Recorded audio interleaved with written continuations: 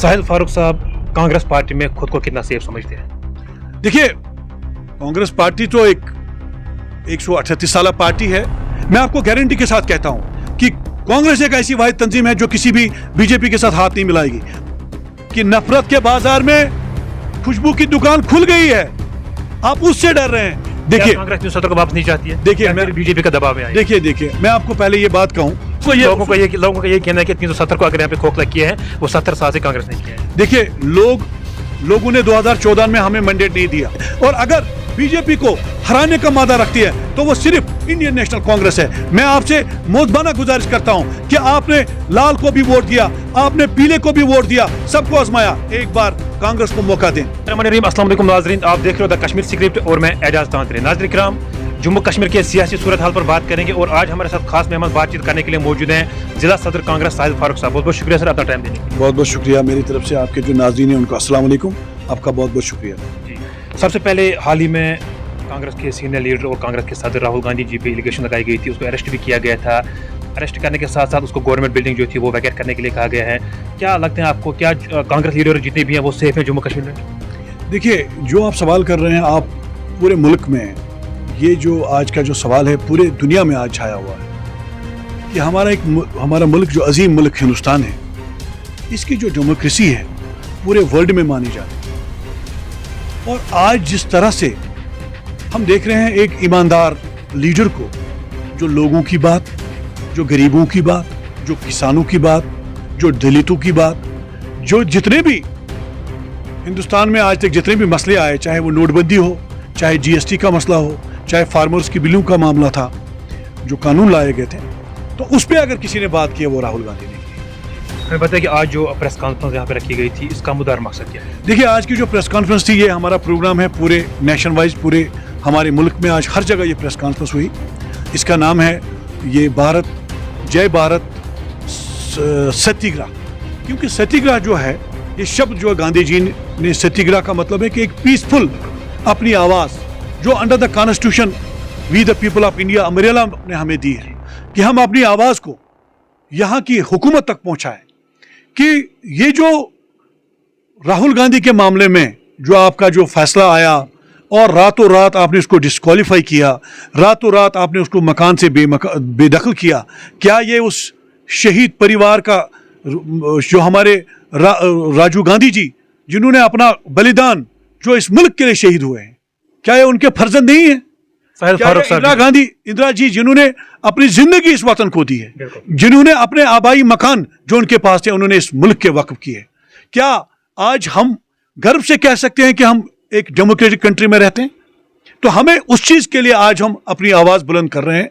ये जो हमारा जो प्रोग्राम था वो नेशनल वाइड प्रोग्राम था, उसके सिलसिले में आज हमारी जो प्रेस कॉन्फ्रेंस थी कि हम यहाँ से अपने उस अजीम लीडर को, जिसने नारा दिया कि मैं नफरत के बाजार में मोहब्बत की दुकान खोल रहा हूं, क्या इस अजीम मुल्क में मोहब्बत की दुकान खोलने की ये सजा है? अगर ये सजा है, अगर ये गुनाह है मोहब्बत की दुकान खोलना, तो हम ये गुनाह बार बार करेंगे। बिल्कुल। साहिल फारूक साहब कांग्रेस पार्टी में खुद को कितना सेफ समझते हैं? देखिए, कांग्रेस पार्टी तो एक 138 साल पार्टी है जिसके इतिहास में इस मुल्क को आज़ाद करने का शर्फ हासिल है।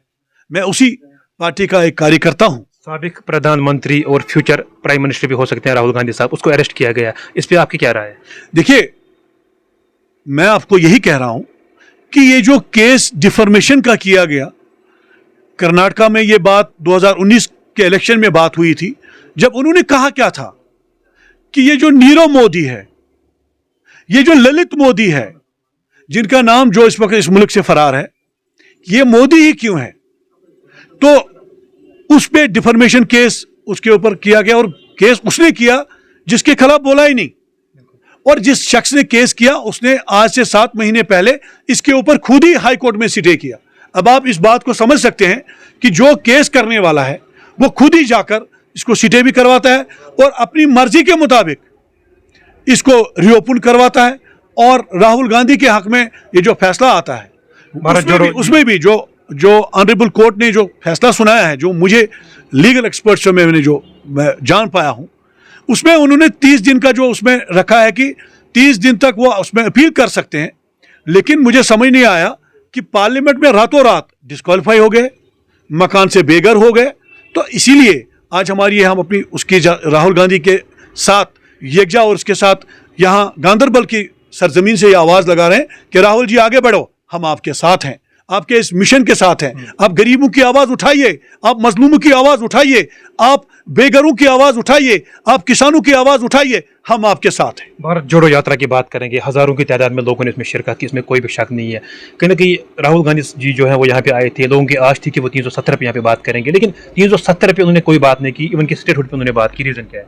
देखिए, आप जो भारत जोड़ो यात्रा की बात कर रहे हैं, इतनी बड़ी यात्रा जो दुनिया की तारीख में पहली पैदल यात्रा है, और ये जो कन्याकुमारी से शुरू हुई और कश्मीर में इख्तिताम पजीर हुई, तो इसका मकसद ये था कि राहुल जी ने जब अभी लंदन में बात की तो कश्मीर की बात, लोगों की आश थी कि राहुल गांधी जी यहाँ पे आए। बहुत ज्यादा लोग हमें देखने को मिले, हजारों की तादाद में, सैकड़ों की तादाद में लोग देखने को मिले भारत जोड़ो यात्रा में। लेकिन लोगों को कहीं ना कहीं आश थी कि अगर 370 पे कोई बात कर सकता है यहाँ पे, वो कांग्रेस कर सकती है, और कांग्रेस के सीनियर लीडर और कांग्रेस के सदर राहुल गांधी जी कर सकते हैं। लेकिन उन्होंने श्रीनगर में प्रेस कॉन्फ्रेंस की थी, और प्रेस कॉन्फ्रेंस में उन्होंने 370 के रिगार्डिंग कोई भी बात नहीं की। रीजन क्या है? देखिए, कांग्रेस 370 को वापस नहीं चाहती है। देखिए, मैं बीजेपी का दबाव में आई। देखिए, मैं आपको पहले ये बात कहूं, 6 अगस्त 2019 जो AICC का अधिवेशन हुआ था, उसको आप पढ़िए। उसमें यह रिजोल्यूशन पास हुआ, कांग्रेस वर्किंग कमेटी में यह पास हुआ कि आपने जो जम्मू कश्मीर में जो कॉन्स्टिट्यूशनल गारंटीज हमारे पास थी 5 अगस्त को, कांग्रेस चाहती है कि वो वापस कश्मीरियों को मिले, जम्मू कश्मीर के लोगों को मिले। वो उसमें बिल्कुल लिखा हुआ है। उन्होंने फिर बात क्यों नहीं की? जब यहाँ पे मेरी बात सुनिए, स्टेटहुड के रिगार्डिंग उन्होंने बात की, लेकिन 370 के रिगार्डिंग उन्होंने बात नहीं की। देखिए, मैं आपको यह कहना चाहता हूं कि जो तंजीम देने वाली है, आपका 370-35 दिया किसने था? क्या कांग्रेस वो लेने वाली बन सकती है? नहीं। लोगों को ये कहना है कि 370 को अगर यहाँ पे खोखला किया है, वो 70 साल से कांग्रेस ने किया है। देखिए, लोगों ने 2014 में हमें मैंडेट नहीं दिया, हम उनको सलाम करते हैं, उनके वोट को सलाम करते हैं, उस फैसले को सलाम करते हैं। मैं 2014 के बाद आपसे पूछ रहा हूं कि लोगों ने हमें रिजेक्ट किया, तो सिलेक्ट क्या हुआ? तो उसके फायदे क्या हुए? मुझे बताइए कि 2014 के बाद यहां जम्मू कश्मीर में कौन से काम हुए? हाँ, एक बड़ी स्टेट को जो पूरे वर्ल्ड में मानी जाती है, उसके 2 हिस्से किए गए। क्या उसके बाद हमें वादा किया गया 5 अगस्त को कि आपको 50,000 नौकरियां दी? कहां है नौकरी, कहां है इंडस्ट्रीज? मैं आपको गांदरबल की बात कर रहा हूं। UPA सेकंड में हमारी यहां सेंट्रल यूनिवर्सिटी सैंक्शन हुई है मनमोहन जी की सरकार में, क्या आज तक बनी? क्या यह 2014 के बाद उसमें कोई, उस काम में कोई सूरत आया? क्या जम्मू के मुकाबले में यहां की यूनिवर्सिटी पाई तकमील तक पहुंची? यहां न्यू गांदरबल पावर प्रोजेक्ट जो है, ये UPA सेकंड में इसका टेंडर हुआ था, इसके बारे में यह सैंक्शन हुआ था, क्या आज तक बना?